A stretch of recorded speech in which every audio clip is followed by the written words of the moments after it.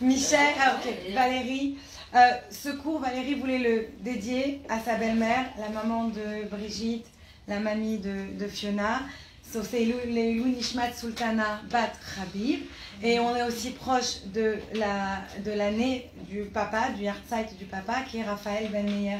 Alors je voulais juste, mais pas obligé, est-ce que tu veux nous dire un petit mot sur ta maman? D'abord, je veux dire merci à Valérie et Michel et à toi aussi de faire ce cours adorable. Donc voilà, j'ai rien d'autre à dire. Merci d'être là. Non, merci. Ouais, on est une grande famille, c'est normal. Exact. Ouais. Ça va, il y a aussi D'ailleurs, Eva qui également regarde dans ça. la Comment C'est la nouvelle membre de la famille. Esther, Leilonja Esther Bat Amar. Maman, je Ouais, je savais pas la dame. Tu veux dire quelque chose sur ta mamie? Oui. Déjà, merci d'être venu. Merci à Valérie d'avoir fait ce cours-là. Et Michel, parce que ma grand-mère, elle adorait Valérie, mais elle adorait aussi Michel. Elle adorait beaucoup Michel. Parce que Michel, c'était sa belle-fille préférée, même si c'était pas sa belle-fille. Voilà, en tout cas, ma grand-mère, pour celle qui la connaissait, c'était une femme très brave, extraordinaire, qui adorait s'habiller quand elle sortait. Jamais elle serait sortie comme ça, je suis désolée. Je viens de revenir de Palm Springs, mais même pour un cours, elle se serait habillée. Et parfumée. Elle était très coquette, et voilà. Donc voilà, merci à toutes et merci à Sarah d'être une salle des cadeaux. J'ai encore du chemin. Alors, ce soir, j'ai donné plusieurs cours cette semaine.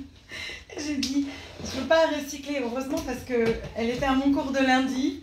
Alors, je ne pouvais pas recycler aujourd'hui. Il fallait que je trouve quelque chose de nouveau à vous parler. Et j'ai essayé de réfléchir, qu'est-ce qui me touche vraiment dans la fête de Rosh Hashanah? Et ce qui me touche vraiment, c'est cette histoire, que c'est surtout une histoire c'est un texte de Tfila que les Ashkenazim lisent, plus que les Sfaradim. C'est le texte de Rabbi Amnon, On est tanné tokaf. C'est une prière que je vous ai emmenée pour vous la lire et la traduire. C'est une prière qui m'a toujours fait pleurer. Depuis qu'on m'a raconté son histoire, ça m'a toujours mis dans une émotion pas possible. Et quand on arrive à ce moment-là, pour les Rosh Hashanah, où j'arrive à aller à la choule avec les enfants, je sais que c'est le moment où toujours je tremble. J'ai l'impression d'être devant le siège de Hachem et de demander, c'est quoi cette prière? Oui, c'est une prière très très puissante. Cette prière, elle s'appelle On est tanné tokaf, et vous allez comprendre pourquoi. Ça raconte l'histoire de Rabbi Amnon, qui était un grand tzaddik, on dit qu'il habitait à Mayence. Et ce rabbin-là, il avait toujours autour de lui, il y avait des gens qui essayaient de le convertir. Il y avait l'archbishop, on dit comme ça? L'archbishop, l'archevêque, je ne sais plus parler en anglais. L'archevêque qui était toujours en train d'essayer de le convertir, était toujours en train d'essayer de lui dire il y en a marre d'être juif, il est temps de te convertir à notre religion. Et toujours il disait, arrête de parler comme ça, parce que c'était les deux des conseillers du sultan de l'époque, du roi de l'époque. Et il disait non, il refusait, il disait je suis juif, je reste juif, ça suffit. Et l'archevêque, il ne lâchait pas, il allait lui répéter, lui demander. C'était devenu du harcèlement tellement puissant qu'il n'en pouvait plus. Un jour, tellement le harcèlement il était fort, c'était juste avant Rosh Hashanah, il a dit à Rabbi Amnon, est-ce que tu veux encore te convertir? Tu dois convertir. Rabbi Amnon, il lui a dit, tu sais quoi? Donne-moi 3 jours pour réfléchir et je reviens vers toi. Il est rentré, en fait, il a dit ça pour se débarrasser. Mais quand il est rentré chez lui ce soir-là, il ne pouvait pas dormir tranquille. Il a dit, comment j'ai pu une seconde faire croire que j'allais pouvoir me convertir et quitter la religion de mes parents, de mon père, de ma mère, de mes ancêtres? Comment j'ai pu? Et il n'arrivait pas à dormir, ça lui a, comme s'il est rentré dans une grande dépression. Pendant ce temps, l'archbishop, l'archevêque, il a attendu 3 jours. Et au bout de 3 jours, il lui a envoyé des messagers. Il lui a dit, pourquoi t'es pas venu? Je t'attends depuis 3 jours. Et il a dit, il a refusé. Il a dit, je ne viendrai pas. Et il a dit, tu peux me punir si tu as envie, mais je ne viendrai pas. Et l'archevêque, il a insisté jusqu'à ce qu'il a envoyé des gardes et ils l'ont amené de force devant la cour. Et quand ils sont arrivés devant la cour, il a dit à Rabbi Amnon, on va te punir. Il a dit, si tu dois me punir, coupe-moi la langue. Parce que c'est cette langue-là qui a dit d'attendre 3 jours alors que j'aurais jamais dû sortir ça de ma bouche. L'archevêque lui a dit non, on va pas te couper la langue, on va couper tes pieds, parce que c'est tes pieds qui t'ont pas emmené quand je t'ai demandé de te venir au bout de 3 jours. Et on va pas seulement couper tes pieds, on va aussi couper tes mains. parce que tu m'as désobéi et tu dois être un exemple pour tout le monde. Et ils ont coupé les pieds de Rabbi Amnon, ils ont coupé le torse de Rabbi Amnon et ils l'ont renvoyé comme ça à la maison. Et il était dans des souffrances horribles, les mains, il est resté par son torse. Et il est arrivé dans des souffrances, vous pouvez vous imaginer, horribles, affreuses. Et il a commencé en fait à doucement, oui, ça m'a fait penser au Hamas. Ça m'a fait penser au témoignage de une des, je pense que c'était une femme de Zaka, qui racontait comment elle a trouvé une enfant. Anyway, ouais. Donc, il est rentré Rabbi Amnon et il a senti que sa fin était proche et il a demandé qu'on le ramène à la choule au dernier moment de la prière. Il a demandé qu'on le ramène à la choule et il a demandé qu'on le mette devant la bima. Et quand il est arrivé devant la bima, il a prié, il a commencé à crier cette tefila-là. On est tanné tokaf. Et je vais prendre le temps de vous la lire et de vous la traduire parce qu'elle est tellement, tellement puissante et importante. Vous allez comprendre pourquoi elle nous concerne pour le cours de ce soir. Et donc, il a commencé à crier on est tanné tokaf et au dernier moment de sa prière, son âme, elle a quitté le monde et il a quitté ce monde et ça a fait trembler toute cette communauté. Et on raconte que quelques jours après, il est venu en rêve à un de ses disciples et il lui a dit, il faut que tu enseignes cette prière à tout le monde et il faut l'inclure dans le livre. Et c'est à ce moment-là, des années après, qu'ils l'ont inclus dans la prière et maintenant elle fait partie de la prière. Wow. Donc c'est une prière de Rosh Hashanah. Même dans Moussaf de Rosh Hashanah. Maintenant, il y en a qui disent, juste que vous sachiez si vous allez faire des recherches, il y en a qui disent que cette prière, elle existait déjà des années avant. Parce qu'on l'a trouvée, comment on sait? On l'a trouvée dans une gnisa. Vous savez ce que c'est une gnisa? C'est qu'on n'a pas le droit, pour celles qui savent pas, on n'a pas le droit de jeter tous les papiers où il y a marqué le nom de Dieu. Donc si vous avez un sidour ou une mezouza, vous n'avez pas le droit de la jeter à la poubelle. Quand ça s'habille, vous devez l'envelopper. Et quand on enterre les gens, en général, on les enterre, on lui donne du respect, on enterre, c'est une gnisa. Donc il y a des caches comme ça enterrées de livres saints, etc. qu'on a retrouvés. Et donc des années avant Rabbi Amnon, on a retrouvé ce texte-là plus ou moins. Lui, il a ajouté un peu la fin.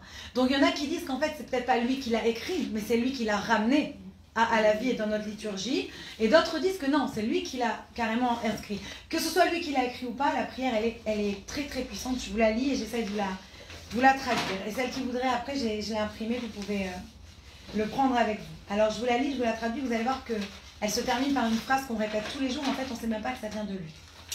On est tanné tokef kedushat hayom ki hu nora ve'ayom. Il dit, et venez, on proclame la sainteté de ce jour-là, parce que c'est un jour qui est très solennel. Solennel, pardon. Ubo dinase malchotecha. Et là, on va se marier avec la royauté de Dieu. On va renommer Hachem comme notre roi. Veikon bechesed kisecha. Et il va s'asseoir sur son trône et régner avec chesed, avec bonté.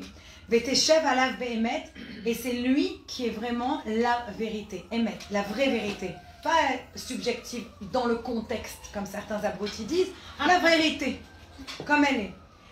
Kiata ou dayan ou mochiach ve'yodea va'ed, que c'est toi Dieu qui est le juge, qui décide et qui sait ce qui se passe à chaque instant. Ve'kotev ve'chotem ve'sofer ou moné, c'est toi qui écris, c'est toi qui scelle. C'est toi qui comptes ce que chacun y fait.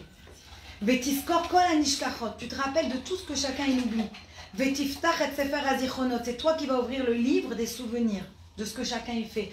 On dit que Dieu, vous avez tous cette idée que Dieu il a le livre devant lui, on raconte ça aux enfants depuis qu'ils sont petits. Vous savez, Dieu il a un livre de la vie. C'est de là que ça vient cette idée-là. Vous allez voir que plein d'idées que vous connaissez sur Rosh Hashanah viennent de ce texte. On va être appelé à partir de ça. Et c'est Hachem qui va mettre qui va sceller le sort de chaque homme. On va shofar gadol itaka. Et dans le grand shofar, on va sonner. Ça veut dire quand Mashiach viendra, c'est une allusion à Mashiach si Dieu veut. C'est ça le shofar gadol. Kol demama daka ishama, que la voix avec les pleurs, elle va être entendue. La voix avec les pleurs va être entendue. Ou malachim Yechavezun, et les anges, ils tremblent. Les anges, ils tremblent quand ils entendent ces voix qui pleurent. Vechil, veraada yochezun. Et c'est là qu'on ressent tous cette grande peur, cette grande, comment on dit en français Rasra. Rasra, oui. J'ai pas dit que ce soir vous allez parler de la fête, hein. Mais ça va, une fois par an, j'ai le droit d'être rasra. Veyomru ine yom adim. Et les anges, ils vont crier, c'est le jour du jugement. Lifkod al tseba marom badin. C'est là que Dieu, avec toute son armée qui est dans le ciel, il va faire le jugement. Il a toute sa cour autour de lui, Dieu. Et c'est là qu'il va décider ce que chacun va lui arriver. Kilo isku be'enecha adin. C'est là qu'on va voir qui est méritant, justement dans ce jugement. Lifkod al tseba marom badin. Kilo isku be'enecha badin. Parce qu'il y en a qui vont mériter, entre guillemets, de vivre. Et il y en a d'autres qui vont mériter d'être sous le jugement et de ne pas continuer leur vie. Et tous les gens du monde, ils vont passer devant toi à ce moment-là. Et tu vas les regarder comme un berger regarde son troupeau. Son troupeau. De la même manière qu'un berger, il compte combien de personnes il a, Dieu, toi aussi, tu vas compter ton peuple. Je vous passe un peu plus vite, mais en gros, on est devant la cour divine et c'est là que Dieu il décide, il fait passer chacun. Et chacun, quand il passe, on a sa liste de ce qu'il a fait. Et est-ce que ça vaut la peine? Est-ce que Dieu il décide à ce moment-là de mériter la vie ou de mériter la vie? Amen. Rosh Hashanah ikatevun, le jour de Rosh Hashanah, Dieu il écrit tout dans son grand livre. Mais Dieu, il va rien sceller jusqu'à Yom Kippour. Donc en fait, vous avez le premier jugement, mais le verdict, il arrive à Yom Kippour.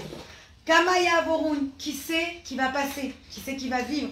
Ve kama ibareun, et combien vont recevoir la santé. Mi yirye, qui va vivre, ou mi yamut, et qui va mourir.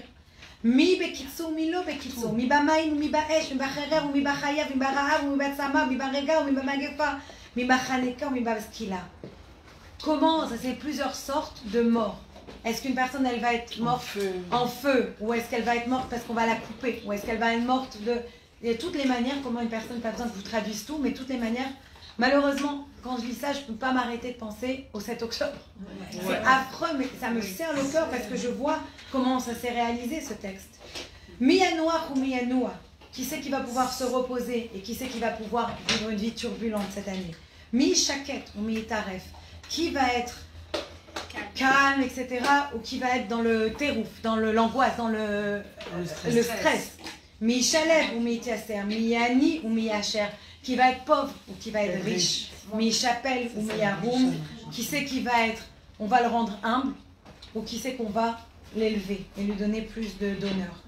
Et ça termine en disant quoi? Et c'est sur ces mots-là qu'il est niftar. Ou tshuva, ou tfila, ou tzedaka, ma'avirin adroa akzera. Et c'est seulement la teshuva, la tefila et la tzedaka qui vont changer le décret divin. Et c'est jusqu'à aujourd'hui qu'on crie ça. Parce que le reste, c'est le chazan en général qui va chanter, etc., le shaler tibour. Mais la fin, tout le monde crie. Tout le monde crie de tout son cœur. Et on répète ça quand? À Yom Kippour. Ou tshuva, ou tfila, ou tzedaka. Et on a toutes appris ça toute notre vie. On nous a dit, tu veux, il y a un mauvais décret, donne la tfila, donne la tzedaka, fais la tfila, fais tes teshuva, et Dieu va t'enlever ton mauvais décret. Donc on voudrait maintenant aujourd'hui essayer de comprendre c'est quoi cette teshuva dont on parle et qu'est-ce qu'elle nous apprend cette histoire de Rabbi Amnon. Et j'espère que si vous allez à la Shul Rosh Hashanah, vous allez pouvoir vraiment ressentir ce moment-là. Pardon? On est obligé d'aller des 2 jours pour écouter. Alors oui, mais entre obligé, est-ce que tout le monde y va, c'est une autre histoire. Oui, là, je veux juste, avant de continuer, Audrey, elle a posé un très très bon point, c'est que vous sachiez que tout ce qu'on fait à Rosh Hashanah, ce sont des coutumes, sauf sonner le chauffard. Écouter le chauffard, c'est la seule mitzvah qu'on a vraiment d'après la Torah. Donc même si vous ne mangez pas la pomme dans le miel, même si vous ne mangez pas la grenade, même si vous ne mangez pas la tête, la pkeila, la banatache, on s'en fout. Mais le chauffard, ça, on ne peut pas le rater. Ça, c'est très très important de savoir quelle est la vraie mitzvah de cette fête. Même les petits, amène-les, pourquoi pas? Ils sont juifs, ils ont une âme juive, yallah, on leur fait écouter. Et si vous ne pouvez pas aller à la choule, arrangez-vous avec votre rabbin Chabad qui vient de vous visiter à la maison, au bureau où vous serez, pour écouter au moins ce chauffard le jour de Rosh Hashanah. Donc, je reviens. Moi, je n'y réfléchis pas. On vous demande, c'est que 2 jours dans l'année, donnez-les à Dieu. On prend des jours RTT, on prend des jours de vacances. Qu'est-ce qu'on ne peut pas prendre 2 jours pour Dieu dans l'année? pour nos otages, pour Israël, pour nos soldats, si Dieu veut. Pour cette fille-là, pour ce texte-là, si ça vous a pas convaincu, qu'est-ce qui reste? Je vais vous raconter une petite histoire avant de continuer, pour vous illustrer l'importance de faire bien Rosh Hashanah. C'est une histoire qui s'est passée très récemment, il y a quelques années. Il y a cet homme-là qui avait des problèmes de grosses douleurs de bas de dos. Pendant 6 ans, il a souffert le martyre. Vous savez, les gens qui ont des problèmes chroniques, qui souffrent, on ne se rend même pas compte à quel point ils souffrent et la douleur, elle revient. Il souffrait terriblement, il est parti voir les spécialistes, les rabbins, les docteurs, tout. Personne ne trouvait ce qu'il a. Jusqu'à un docteur, il lui a dit, écoute, je vais te mettre dans ce médicament, c'est un genre de Voltaren ou Vogalène ou je sais pas. Il lui a dit, je te le donne, c'est pour vomir, hein. Voilà. Bon quelque chose. Il lui a dit, je te donne ce médicament, mais tu fais vachement attention, parce que ça peut faire très mal dans les autres organes, ça peut les détruire. Malheureusement, on connaît, il y a plein de médicaments comme ça. On doit savoir ça marche pour un truc, ça détruit un autre truc. Mais des fois, on n'a pas le choix. Et là, il était dans une douleur, il ne pouvait plus vivre. Il a dit, je prends le médicament. Mais ce n'était pas un médicament que tu peux que tu peux récupérer à la pharmacie. À chaque fois, il fallait aller voir le docteur pour qu'on te l'écrive. Et voilà, 6 ans comme ça de souffrance. Et 6 ans, il prenait les médicaments. Jusqu'à ce qu'il était avant Rosh Hashanah à la choule, et le rabbin il parlait, il fait un cours pour préparer à Rosh Hashanah. Et le rabbin il a dit, à Rosh Hashanah, on lit, dans le jour de Rosh Hashanah, on lit la paracha de Sarah Imenu. Qu'est-ce qu'on lit? Qu'elle ne pouvait pas avoir d'enfant. Et on dit sur Sarah Imenu que comme elle ne pouvait pas avoir d'enfant, Hachem, il lui a donné un enfant. Alors il a dit, excusez-moi rabbin, quel rapport avec Rosh Hashanah? Rosh Hashanah c'est une fête où on est jugé, où il y a la vie, la mort, le tchouval. Quel rapport, Sarah Imenu, elle ne peut pas avoir d'enfant, elle a des enfants. Quel rapport avec le thème de la fête? On n'aurait pas pu lire un autre moment du Chumash? Il lui a dit, parce qu'il faut que tu réalises qu'à Rosh Hashanah, Akadosh Baruch Hu, il recrée le monde et il recrée chaque personne. On a une nouvelle vie et on a un nouveau corps. Quand on fait le travail de Rosh Hashanah, on reçoit une nouvelle vie. Donc à Rosh Hashanah, ce Rosh Hashanah-là où elle est tombée enceinte, où elle a eu son fils, Dieu il lui a redonné, parce qu'on dit qu'elle n'avait pas d'utérus, elle ne pouvait même pas avoir d'enfant si elle voulait Sarah. Et Dieu il lui a recréé son corps et il lui a donné la possibilité de recevoir ce bébé. Alors l'autre il a été très touché par la réponse et il a dit, moi je souffre, j'aimerais bien que Dieu il me recrée mon corps. Alors le rabbin il a dit, écoute, cette année, tu vas faire Rosh Hashanah comme il faut. Tu vas mettre tout ton cœur dans Rosh Hashanah. Il lui a dit, tu vas faire un tzom de la parole. Tu ne peux pas parler. Tout Rosh Hashanah, je sais que j'ai une soeur qui arrive, moi j'arrive pas. Tu ne parles pas, moi j'aime trop parler. À Kippour, il y en a plein qui font ça. Tu ne parles pas. Le mec, tout Rosh Hashanah, il n'a pas sorti un mot, il n'a pas dit Mashonara. Il arrive à la Sina, il a pleuré, il a prié. Non, la prière, oui. C'est juste rien d'autre qui n'est pas la prière. Et il a pleuré, il a prié, il a prié, il a pleuré. Tellement il a prié, il a pleuré, Rosh Hashanah est terminé, il a eu les Aseret Yemei Teshuvah, les 10 jours entre Rosh Hashanah et Yom Kippour. Il n'a jamais fait ces 10 jours comme jamais de sa vie. Est arrivé Yom Kippour, il a fait Yom Kippour avec toute son âme, tout son cœur. Peut-être son âme elle est sortie tellement il était à fond. Tellement il a prié et le temps il est passé jusqu'à qu'arrive le mois de Rejvan, le 7 Rejvan. Quand Rejvan est arrivé, le mois qui suit, le mois d'après, il a réalisé un jour en allant prendre ses médicaments qu'il n'y avait plus de médicaments. Il a dit, mince, je suis obligée d'aller chez le docteur parce que la pharmacie ne va pas lui donner. Il a pris rendez-vous chez le docteur, il va chez le docteur, mais son docteur il est en vacances. Alors elle lui dit, la secrétaire, bon, désolée, mais le docteur il n'est pas là. Il dit, mais vous ne comprenez pas. Si je rate un jour de médicaments, je souffre, le martyre, je ne peux pas. Je veux mes médicaments. Elle lui dit, la seule solution que j'ai, on a un petit docteur nouveau qu'on vient de hire, qu'on vient d'embaucher, petit jeune comme ça. La seule solution, tu viens. Et c'est le docteur qui va venir et il te voit. Alors il avait tellement mal, il a dit ok, je vais. Donc il s'assoit devant le docteur et tout, il pense que c'est un truc de routine. Il dit ok, voilà docteur, machin, j'ai besoin de cette ordonnance. Le docteur il dit ok, mais d'abord je vous ausculte. Il dit mais non, ça y est, ça fait 6 ans, je sais, juste donnez-moi le médicament et je m'en vais. Il dit ah non, parce que des fois, les problèmes d'en bas du dos, ça peut être des problèmes de rein. Donc moi je vous donne pas les médicaments tant que j'ai pas tout vérifié. Vous voulez le médicament, vous allez faire une échographie. Il dit mais non, il commence à essayer de se disputer avec le docteur. Le docteur il tient, il ne dit pas d'échographie, pas de médicaments. Il n'a pas le choix. Il monte à l'étage en haut, il le fait aller plus vite, il fait l'échographie, il se rend compte qu'un de ses reins, il est bloqué à 22%. Et depuis 6 ans, il souffrait en fait de quoi? De son rein, pas de son dos. Tout ça pour arriver à ça. Et là, on se pose la question. Est-ce que c'est parce que d'un seul coup il a prié? Oui. C'est quoi qui est arrivé? Pendant 6 ans, Dieu il n'aurait pas fait qu'un docteur il aurait réalisé. 6 ans, il n'aurait pas pu avoir quelqu'un qui lui disait Coco, peut-être c'est le rein. 6 ans, non, c'est parce que Dieu, il voulait que ça vienne à travers ce moment. À travers ce moment où tu ressens que tu as mérité ta délivrance. Tu as mérité la bénédiction de Dieu. Tu as fait un effort.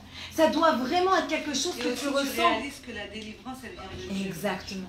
Et que tout vient de Akadosh Baruch Hu. Que tout vient de Dieu. C'est le jour où il a prié, il a supplié, il a demandé à Dieu. C'est ce jour-là qu'il a eu sa délivrance. Avant ça, il n'a pas pensé. Et donc l'idée, elle est là. Bien sûr que Dieu il aurait pu le sauver 6 ans avant. Mais c'est à ce moment-là qu'il a eu cette réalisation. C'est ça que je vous dis. Ce Rosh Hashanah, priez, faites-le, mais comme il faut. Parce que priez de tout votre cœur. Et on va revenir maintenant. C'est cette prière-là. On voit que d'abord la prière, comment elle est mise dans le décor. Déjà, Hachem, il nous dit, déjà, il y a le siège divin, c'est un tribunal. Déjà, on sent un ref, comme elle nous a dit. Audrey, je lui ai déjà mis la rama, j'ai mis l'angoisse. On a compris. Déjà, après, on parle de quoi? On parle de ce qui va arriver, des vrais, qui va souffrir, qui va mourir, qui va être otage. C'est tout décidé à ce moment-là. C'est tout à décider. Mais vous savez comment elle se termine, cette prière? Elle pourrait être une prière qui est déprimante, comme tu dis. Elle pourrait être une prière qui est... Mais la prière, elle se termine avec une note d'espoir. Elle te dit, mais n'aie pas peur. Si tu es une personne juive, ton destin, il peut toujours changer. Beit Fila, Beit Shuva, Tzedaka, tu peux changer ton destin. Et le Rabbi Lubavitch, il vient et il nous pose la question. Le Rabbi Lubavitch, il dit, c'est quoi la Tfila? C'est quoi la Tzedaka? Et c'est quoi vraiment la Teshuva? Le Rabbi, il dit, on a toujours la mauvaise interprétation de ces 3 symboles. Venez, on commence déjà avec la Teshuva. C'est quoi la Teshuva? La Teshuva, on dit, c'est très très beau. On dit que quand une personne, c'est écrit comme ça dans le Tanya, que quand une personne, elle fait un péché, elle a un ruach shtut. Ça veut dire elle a un esprit fou, la briout. Ça veut dire que je dis la vérité. Elle a un esprit fou. Ça veut dire quoi? Elle a un esprit fou, la personne? Ça veut dire qu'une personne, une âme, une neshama juive, elle ne pourrait pas faire des avéroutes. Elle ne pourrait pas faire des horreurs et des péchés. Ça ne marche pas. Pour arriver à ce stade-là, c'est que tu n'es pas toi-même, tu es quelqu'un d'autre. Donc quand tu dis t'es chouva, tu retournes à qui? Tu retournes à toi, qui tu es, qui est ton essence. On raconte dans la Gemara, on parle de cet homme, vous avez sûrement entendu parler de lui, à Elisha ben Avouya, ou peut-être pas. En tout cas, c'était un très très grand rabbin. Quand je vous dis un grand rabbin, jusqu'à aujourd'hui, beaucoup de lois, elles viennent à partir de sa logique et de son explication dans le Talmud. Pourtant, lui, vers la fin de sa vie, il a tout lâché. Il a lâché tout, la Torah, rien il faisait. Tout. Au point qu'on l'a appelé Acher. Acher, ça veut dire comment? Autre. On l'appelait même plus Elisha ben Avouya, on l'appelait l'autre. Et au point qu'il y a une voix qui est sortie du ciel et qui a dit tout le monde peut faire teshuva, sauf Acher. Sauf Acher, tout le monde peut faire teshuva. Sauf qui? Acher, c'est le nom qu'on lui a donné. Et une des explications qui est très belle, ça veut dire c'est pas que lui aussi pouvait pas faire teshuva. Tant qu'il était Acher, tant qu'il n'avait pas cette conscience de réaliser que ce qu'il faisait c'était pas bien, alors il arrivait, il ne pouvait pas revenir. Une fois qu'il redevient lui-même, qui est Elisha ben Avouya, là, il peut refaire teshuva. Et ça, c'est l'idée de la teshuva, le rabbi nous explique. C'est-à-dire, il faut réaliser qu'on est bien. Quand on est pur. On ne dit pas un enfant, il est pur. Un enfant, il est pur, on est pur. On n'a pas le péché en nous. Quand on grandit, on a les influences extérieures. Après, on a le ruach tout, comme le Tanya dit, cet esprit de folie. Après, on peut faire des bêtises. Mais à la base, on est bon. Donc, teshuva, c'est quoi? C'est revenir à mon essence, revenir à qui je suis, me connecter à moi-même. Après, on arrive à quoi? Tfila. C'est quoi la tfila? La prière. La tfila, ça vient aussi de la racine fil. Comme un fil en français, ça veut dire, c'est en fait un fil entre moi et Akadosh Baruch Hu. Et toute l'idée de la tfila, c'est quoi? C'est de me connecter à Dieu. C'est pour ça que si on n'arrive pas à prier, il y a des gens pour qui c'est difficile de prendre le livre et de lire et de lire. C'est pas grave. Utilisez vos mots. Utilisez vos mots dans n'importe quelle langue, on s'en fout. L'important, c'est quoi? Prier. Une action de connexion à Dieu.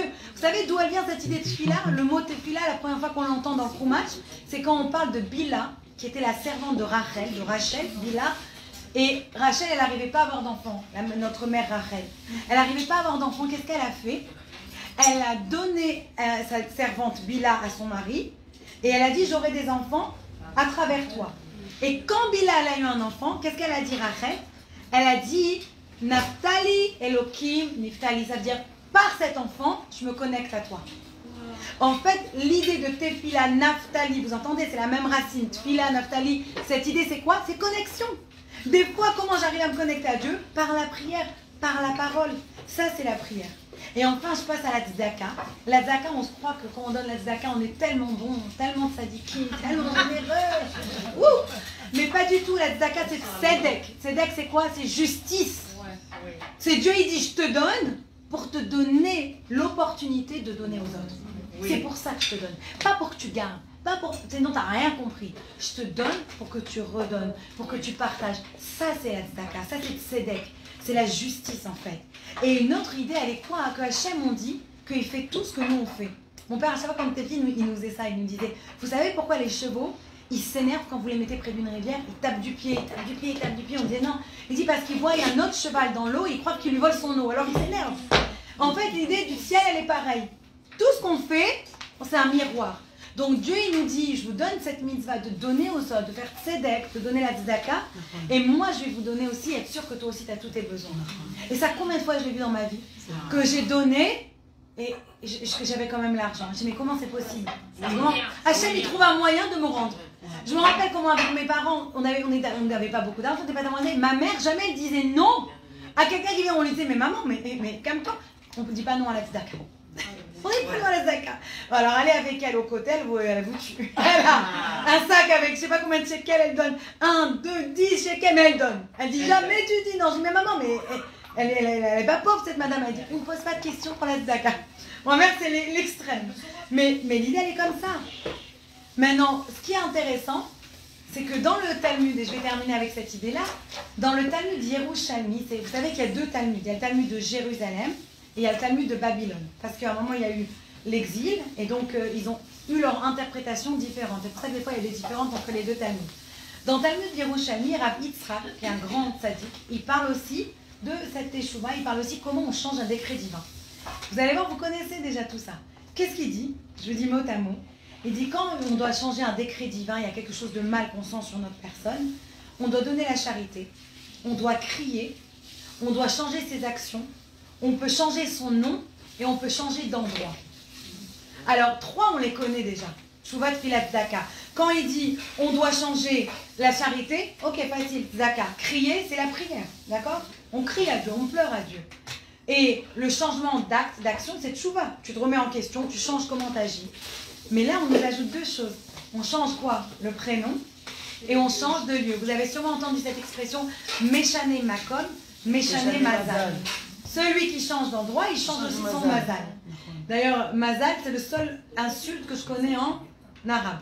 Un truc comme ça, on enlève tout ton Mazal. C'est horrible. Mais c'est judéo-arabe, pardon. Ah, je savais même pas ce que ça voulait dire et j'ai dit à tout le monde qu'il y a quelqu'un. Après, je dirais le deuxième mot, je m'ai appris. Horrible, les Marocains, ils ont les meilleures insultes du monde.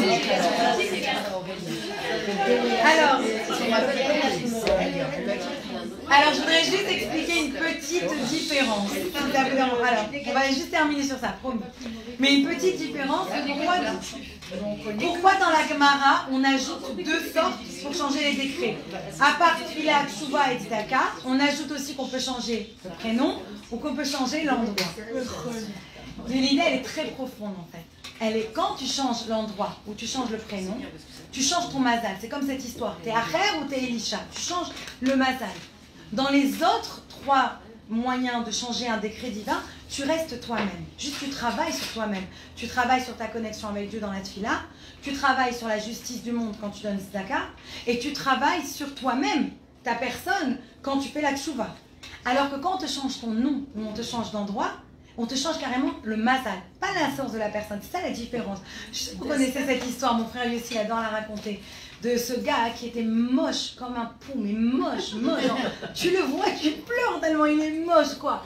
Et le pauvre, il a vécu sa vie comme ça, moche, et il a que des zut dans sa vie. Un jour après l'autre, une crasse après l'autre, que des horreurs. Il n'en pouvait plus. Un jour, il a pleuré à Dieu, il a dit c'est dégoûtant comme moi, j'ai une vie comme ça, sûrement qu'il a fait tchouva, zakat, tefila. Dieu, il a dit je te change ton décret. Il a joué au loto, il a gagné 100 millions. Première chose qu'il a fait, chirurgien esthétique. Il est parti, il a changé sa tête, son nez, son menton, ses cheveux. Il était beau, il est sorti, il est parti acheter la Ferrari, et il arrive à la Ferrari, il commence à... il accélère, et pas, il se prend le mur, il meurt. Il monte dans le ciel en pleurant, il dit, Dieu, pourquoi Dieu? Dieu dit, je te jure que je t'ai pas reconnu. On peut changer son prénom, on peut changer son endroit, monsieur le Mazal, nous ce qu'on veut, c'est changer ta personne. C'est pour ça que Rabbi Amnon, il nous ramène ça. C'est pour ça qu'on crie ça. Tu dois faire ce travail sur toi. Et ça, c'est toute l'idée. Et je voudrais juste terminer avec cette petite idée-là. Rabbi Sachs, vous connaissez Rabbi Jonathan Sachs, Alav Shalom. J'ai essayé de lire un peu sur cette prière. J'avais envie d'apprendre encore sur cette prière. Et il a dit quelque chose de très très beau. Il a dit en général, quand on parle de cette prière, c'est vrai que ça pourrait mettre l'arsot, ça pourrait mettre l'angoisse. Ça parle de la mort, ça parle de jugement, ça parle de... On en parle et on a déjà le... ça se sert. Et différentes façons de mourir. Oui, mais il a dit quand tu termines, qu'est-ce que ça parle? Ça parle, c'est vrai, de la mort. Et s'il y a une chose qui est sûre et certaine, c'est que tout le monde, malheureusement, ça et les impôts, il paraît que c'est deux choses qu'on ne peut pas éviter. Mais, qu'est-ce qu'il dit Rabbi Sachs? Ça, je trouve ça très très beau. Il dit, si tu vois à la fin de la prière, sur quoi elle se termine cette prière? Sur tes actions, sur ta connexion avec Dieu, sur le travail de prière, sur le travail de tzedaka, sur le travail de teshuva. Et ça, quand une personne elle meurt, c'est ça ce qui reste dans le monde. On se rappelle de cette personne par quoi? Par ses actions. Ça c'est éternel, ça ne change pas. Moi je sais, des fois je dis à mes enfants ils me disent ouais, tu as vu, et lui il a fait ci, moi j'ai pas fait ça, et pourquoi? Si j'avais triché j'aurais eu aussi 100, j'ai pas eu 98, j'ai dit mon fils écoute, tu fais pas ça hein, parce que tu vas avoir 100, ouais. Tu triches pas parce que c'est pas bien, tu veux pas tricher, tu veux être quelqu'un d'honnête dans la vie. Ça y est, tu dis la vérité. C'est vrai? Depuis le jour où j'ai fait cette leçon à mes enfants, je ne mens plus quand je les rentre dans les parcs d'attractions. Des fois, pour un an près, t'as $100 en moins. Maintenant, mon fils, mais pourquoi tu mens? J'ai pas 5 ans, j'ai 6 ans. Je sais pas, tu m'as appris une leçon. Pourquoi on ment pas? Parce qu'on est honnête, c'est vrai. Pas parce qu'on veut réussir, pas parce qu'on veut avoir la bonne note. Ça, c'est quelque chose qu'on apprend de cette prière. Oui, on peut la voir comme c'est intimidant et comme c'est triste. Mais vous savez quoi? Quand notre essence, c'est toujours là. Et chez un juif, l'essence, c'est quoi? C'est la bonté. Cette semaine encore, j'écoutais. Vous vous rappelez la maman de Ori Danino, Allah Shalom, qui est venue nous parler. Et elle a été interviewée à la radio, à la télé israélienne. J'ai regardé son interview la semaine dernière. Hein? Ouais, la 12, la 13, tout ce que je peux Israël, je regarde. Et elle a été enregistrée et il lui a parlé, il lui a dit par rapport à ce qui s'est passé, comment vous vous sentez. Et elle a commencé en disant déjà, vous sachiez, elle a dit à celui qui l'a interviewé, que nous on est un peuple et une famille de ma'aminim, de gens qui croient en Dieu. Donc, je n'ai pas de question que ça c'était Dieu.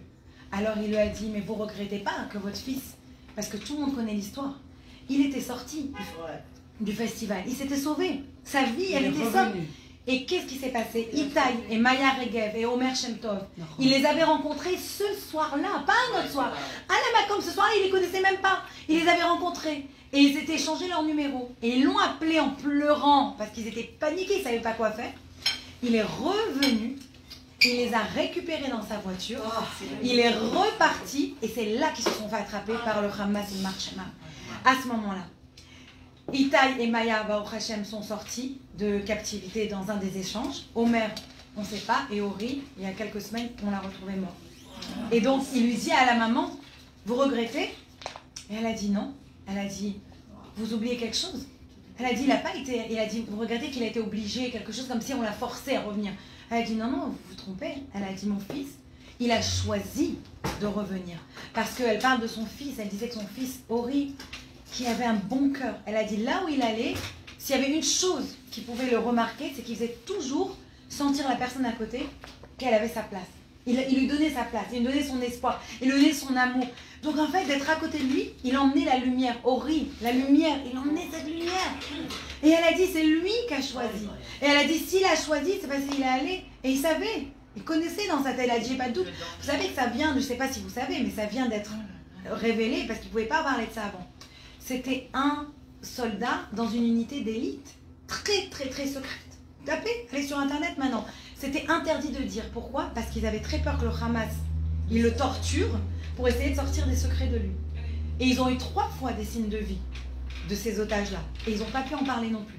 Parce que c'était tout. On peut pas, comme il a dit aujourd'hui Bibi Netanyahu, il a dit, je ne peux pas vous raconter tout ce qu'on fait.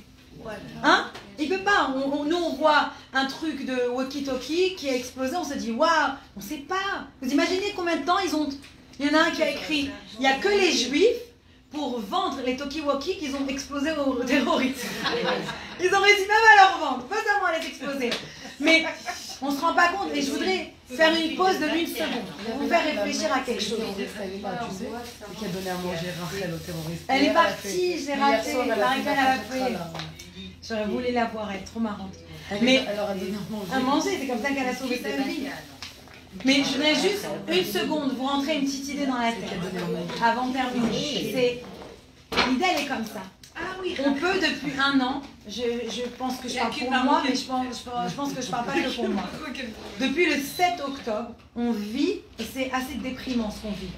Malheureusement, toutes les semaines, on entend quelque chose, une tragédie, les otages ils sont pas revenus, et la guerre, et on voit l'antisémitisme, on est écœuré parce que comment l'antisémitisme il sort, et tout autour de nous, chaque jour, ça commence, on se dit mais qu'est-ce qui se passe? Mais en même temps, est-ce qu'on prend aussi le temps de dire merci à Hachem pour le miracle qu'on a tous les jours? Est-ce que vous vous rendez compte combien de fois des attentats ils sont évités? Est-ce que vous vous rendez compte combien de fois il y a des missiles qui sont lancés? Combien? 8000 missiles du Hezbollah depuis le 8 octobre. Baruch Hashem, pas beaucoup. Malheureusement il y a eu des morts, mais pas beaucoup par rapport à 8000. Alors que quand nous on leur envoie les missiles, ça tombe. Pourquoi? Parce que Hachem il nous protège. Pas le Iron Dome. Le Iron Dome il nous protège, Baruch Hashem, grâce à Hachem. Donc si on arrête de se focaliser que sur le négatif, mais on se focalise maintenant sur le positif, ça va vous donner la suite et l'espoir. Et c'est ça que Rabbi Amnon. Oui, il a souffert. Oui, il était dans un état qui lui a à la fin amené la mort. Mais il sait qu'on peut quand même transformer, quand même changer. C'est jamais trop tard. D'ailleurs, Shabbat dernier, c'était l'anniversaire du Admour Azaken et du Baal Shem Tov. 2 personnes qui ont changé la vie, Le Baal Shem Tov, c'est lui qui a emmené la chassidoute dans le monde. Le Admour Azaken, c'est lui qui a emmené la chassidoute Chabad. C'est quoi la différence?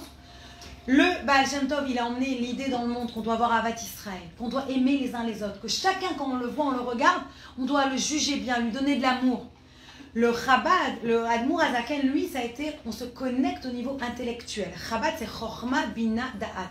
C'est 3 étapes de compréhension de tout ce qui se passe dans le monde. Pourquoi? À l'époque du Baal Shem Tov, le Baal Shem Tov, il a senti que les gens, ils avaient besoin d'apprendre basique. Emouna pshuta, la Emouna, la foi simple. Des fois, tu as juste besoin qu'on te dise et la foi. Et ça t'aide, ça te suffit. Et des fois, tu évolues et ça change. Tu as besoin qu'on t'emmène l'intellectuel, qu'on t'explique. C'est comme, je donnais cet exemple lundi. Un enfant de 4 ans, il vient te voir. Et il te fait une carte d'anniversaire. Et il te cribouille la carte. Elle est moche comme tout, soyons honnêtes. Mais il te l'emmène. Tu es là, ah, elle est belle, merci mon amour. Tu es comme une folle. Maintenant, imagine à 20 ans, il t'emmène la même carte d'anniversaire. Tu lui dis, tu te fous de moi. Excuse-moi, repars l'écrire. Écris tout, pourquoi tu m'apprécies. Et pourquoi tu aimes ta mère. Et pourquoi je suis gentille. Non? Pourquoi? Parce qu'à 20 ans, il n'a pas le même intellect qu'à 4 ans. À 4 ans, ça nous suffit le cribouillage. À 20 ans, ça ne nous suffit pas. On veut sentir que le gosse, il nous apprécie pour ce qu'on est. C'est la même chose. Le Admour Azaken, il est arrivé des années après et il a réalisé que ça ne suffisait plus. Il fallait essayer d'expliquer. Bien sûr, on ne peut pas expliquer tout à Kadosh Baruch Hu. Mais à un certain degré, amener la divinité, comment on révèle la présence de Dieu dans le monde. Ça, c'est un travail qu'on doit faire nous. Tous les jours aujourd'hui, parce que c'est seulement ce travail qui va nous garder à avoir cet espoir, c'est seulement ce travail qui va nous garder à être connectés avec Dieu et pas nous laisser envahir par ce désespoir. Et je veux juste terminer avec une petite histoire qui nous rappelle cette idée que c'est jamais trop tard. C'est avec le Admour Azaken. On raconte que l'Admour Azaken, il y a tellement d'histoires avec lui, impossible à comprendre sa grandeur. C'était extraordinaire son intellect et sa grandeur. On dit par exemple une idée, tellement il était puissant. On raconte que quand ils l'ont attrapé en prison, les Russes, ils voulaient le tuer, ils l'ont pris en prison, etc. Ils l'ont accusé d'être un espion pour Israël, parce qu'il envoyait de l'argent pour les familles pauvres d'Israël. Et ils l'ont mis dans une cellule noire. Imaginez les ténèbres du Hezbollah, ils l'ont mis comme ça, une cellule noire. Il n'y avait ni lumière, ni jour, ni nuit, ni rien. Ils ne savaient rien. Et on dit qu'on pouvait venir à chaque minute, et ils savaient exactement quelle heure il était. Un jour, il y a le tsar, il était comme un fou, il voulait comprendre. Le tsar, il était très intéressé, il faut savoir, par la magie noire, etc. Ouais. Il voulait comprendre comment il était capable de savoir quelle heure il est. Et il lui a demandé, il lui a fait poser la question. Et Admour Azaken, il a répondu, quand on lui a demandé la question plus tard, il a répondu qu'à chaque heure, Akadosh Baruch Hu, il a une révélation différente dans le monde. À un moment, il se révèle à travers cet ange, à travers la Gvoura, à travers... Donc lui, il était capable de ressentir, il faut être à un certain niveau, il était capable de ressentir ces changements dans le monde et il savait exactement quelle heure il était. Donc ça, c'est quelle personne? Donc je termine comme je vous ai promis cette petite histoire. Donc il y avait 2 élèves du Admour Azaken d'ailleurs qui étaient des couturiers. Et ils étaient très très très très pauvres dans leur ville, il n'y avait pas assez de travail, il n'y avait rien, ils souffraient terriblement, ils n'arrivaient pas à donner à manger à leur famille, ça leur brisait le cœur. Ils ont dit à leur femme, chacun, ils étaient 2, ils ont dit à leur femme et leurs gosses, on s'excuse, on va partir habiter dans une autre ville, il y a une ville avec plus de juifs, une plus grande communauté juive, on va aller là-bas et on va trouver du travail, on va vous ramener de l'argent, la Parnassa. Ils sont partis dans la ville d'à côté où il y avait beaucoup plus d'une grande communauté juive. Mais ouais, il n'y avait pas assez de travail. Et les Juifs, ils n'avaient pas assez d'argent, ils faisaient leur couture tout seuls. Il n'y avait pas assez de business, ils ne savaient pas quoi faire. Ils ont dit, ok, on va aller dans la grande ville, la métropolitaine, pas juive, c'est pas grave. Mais on va aller là-bas, gagner notre argent. Et c'est ce qu'ils ont fait. Ils sont partis là-bas et ils se sont installés dans des quartiers pas juifs. Et d'un seul coup, c'était le Dior de Russie. Tout le monde venait leur demander, ils étaient très très doués les 2. Ils sont devenus très très riches parce que tout le monde voulait avoir des habits créés par eux. Et ils sortaient, les gens russes, les aristocrates, ils avaient vraiment besoin de beaucoup de se changer. Donc c'était vraiment un business lucratif. Ils faisaient beaucoup d'argent les 2. Et voilà qu'un jour, ils étaient tellement occupés, ils se sont rendus compte le soir qu'ils avaient oublié de prier Mincha, la prière de l'après-midi. Ils se sont dit, mince, en général, si tu oublies une prière, tu fais 2 fois la prière du soir, la prière d'après. Donc ils ont fait 2 fois vite. Ça s'est repassé quelques jours après, busy, boum, ils ont encore une fois oublié Mincha. Cette fois, ils ont dit, bon, c'est pas grave, on fera Arvit. Et ils ont fait seulement Arvit. Et la fois d'après, ils ont oublié Arvit. Et la fois d'après, ils ont oublié Shacharit. Et la fois d'après, un de leurs clients, il leur a amené, chaque fois, il leur proposait un panier de manger pas cachère. Chaque fois, ils disaient non. Et là, ils crevaient de faim, ils se disaient, c'est pas grave, ils ont mangé un peu. Et sans qu'ils s'en rendent compte, après quelques mois, ils sont devenus plus du tout religieux. Ils ont enlevé la barbe, les péotes de l'époque, la kippa, ce que vous voulez qui les représentait. Plus Shabbat, plus cachère, plus les fêtes, plus prière, voilà. Ils faisaient plus rien. Et ça a duré comme ça pendant des mois. Je sais qu'ils étaient tellement riches, ils ont ramassé plein d'argent, ils se sont rappelés qu'à la base, ils étaient venus pour donner à manger à leur famille, pour pas que leur famille crève de faim. Ils ont dit, on va repartir chez nos familles et on va leur emmener à manger. Et donc, ils ont pris l'argent, etc. Et ils se sont mis en route pour repartir chez eux. Et voilà que sur la route, il y avait une auberge, ils devaient s'arrêter, c'était la nuit, ils se sont arrêtés dans une auberge. Et quand ils sont rentrés dans l'auberge, ils ont dit à l'aubergiste, est-ce qu'on peut dormir ici ce soir? L'aubergiste, il a vu qu'ils avaient quand même des têtes de feuilles. Il leur a dit, mais vous êtes juifs? Ils ont dit oui. Il a dit, moi je suis désolée, j'ai pas de manger cachère. On dit, ah ça va, nous on s'en fout de manger cachère. On mange qu'il y a. L'aubergiste a dit, ok, alors j'ai une chambre pour vous, venez. Il les a rentrés dans une chambre qu'il avait. Et dès qu'ils sont rentrés dans la chambre, il les enferme à clé. Et là, il fait de taper sur la porte, de sortir. Ouvre! Il dit non, il n'ouvre plus la porte, il se sauve. À peu près 1 heure après, il rentre dans la chambre, l'aubergiste, avec des couteaux, avec ses fils. Tous, ils sont des sabres. Ils ont des couteaux comme ça. Ils lui disent, tu sais quoi? Nous, on va vous tuer les juifs. Donc, on va maintenant venir vous trancher le cou. Les 2, ils sont en train de pleurer. Il leur supplie, pitié, ne nous tuez pas, ne nous tuez pas. Il dit, non, il n'y a pas. Nous, on a décidé, on va vous tuer ce soir. Alors, ils leur ont dit la brioche. Ils leur ont dit, je t'en supplie, donnez-nous une chance, c'est une vraie histoire. Donnez-nous une chance, ils disent les 2 à l'aubergiste, s'il te plaît, on aimerait quelques heures pour demander pardon à Dieu. On a réalisé que dernièrement, on n'a pas vécu comme on voulait, comme on a été habitué, éduqué. On voudrait demander pardon à Dieu. Est-ce que tu peux nous donner juste quelques heures qu'on fasse tes chouvas? L'aubergiste a dit, ok, ça je peux faire. Dans quelques heures, je reviens et c'est fini. Et voilà, il referme la porte à clé. Et voilà que les 2, ils commencent à pleurer. Là, ils se rappellent que dans leur valise, ils avaient leur petit sidour, leur livre de prière. Ils le retrouvent et ils commencent à l'ouvrir. Et ils commencent à faire toutes les filotes qu'ils connaissent. Et ils pleurent et ils crient. Tellement ils faisaient du bruit, on les entendait de dehors de la porte. Et ils crient, ils pleurent. Pendant des heures comme ça. Jusqu'à ce qu'à un moment, la porte, elle se rouvre. Et l'aubergiste, cette fois, il rentre avec un panier, avec des fruits frais, avec des légumes, avec... Alors, ils ne comprennent pas. Ils disent, qu'est-ce qui se passe? Ils disent, vous devez savoir qu'il y a des années en arrière, maintenant, le Admour Azaken, il était déjà mort. Il y a des années en arrière, le Admour Azaken, quand il se sauvait, il est passé par mon auberge. Et il m'a dit, tu vas voir, dans des années, il va y avoir 2 personnes qui vont venir chez toi. Ah, c'était un commentaire. Et 2 personnes vont venir chez toi. Et quand ces personnes, elles vont venir chez toi, et elles te disent, on s'en fout de manger pas cachère, je veux que tu leur fasses faire tes chouvas. Et ça, c'était comment il a réalisé. Alors, ils lui ont dit, tout à su que c'était nous. Il a dit, parce que quand vous êtes rentrés, une des portes qui fait jamais du bruit, elle s'est mise à faire beaucoup de bruit. Et j'ai senti que c'était le signe que l'Admorazaken y avait déjà pensé à vous. Et il était venu pour vous sauver. Et c'est là qu'ils ont fait tchouva et c'est là qu'ils sont revenus. Pour vous dire que même si on peut être tellement loin, on n'est jamais trop loin.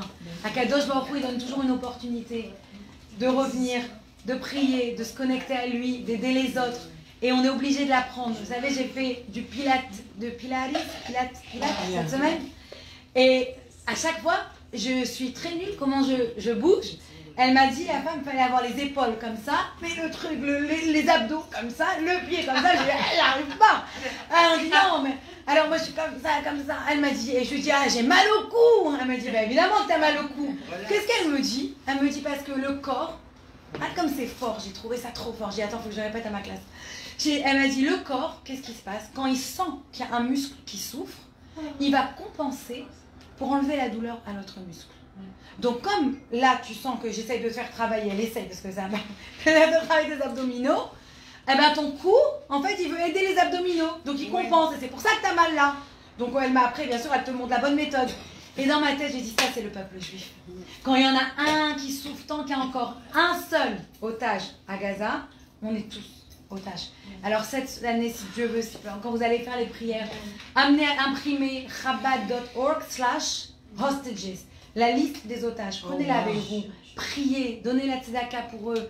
Ils ne peuvent pas le faire eux maintenant, mais nous on peut faire ça pour eux. Rappelez-vous, un muscle, on est Israël à Revim Zelaz, on est tous connectés. Si nous on prie, si nous on donne la tzedaka, si nous on supplie Dieu de nous aider, vous allez voir si Dieu que cette année on aura l'inverse de l'année dernière, on aura une année de miracle avec Mashiach si Dieu veut. Amen. Shana Tova.